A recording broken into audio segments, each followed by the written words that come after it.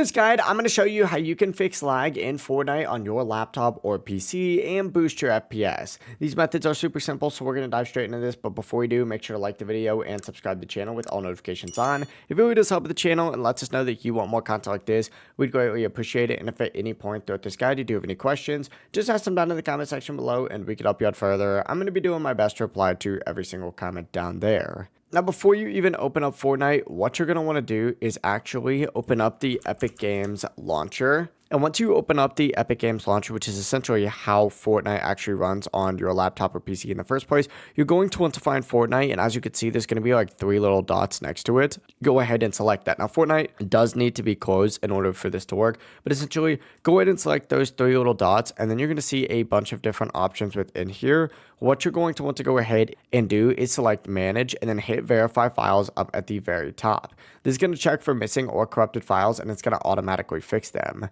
From here, what you're going to want to do is close out of this, and then you're going to see this little like Wi-Fi network icon down here. Go ahead and select that and then select your Wi-Fi again to open up a page that looks like this. Go ahead and choose more Wi-Fi settings. And from here, just select network and internet to pull up a page that looks like this. Select advanced network settings. And from here, you're going to see even more options.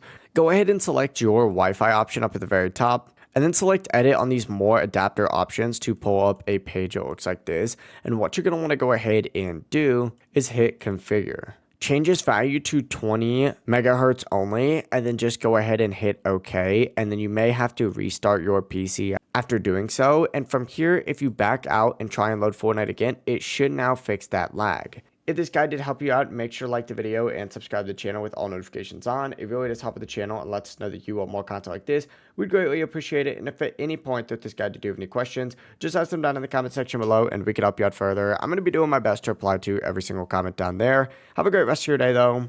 Peace.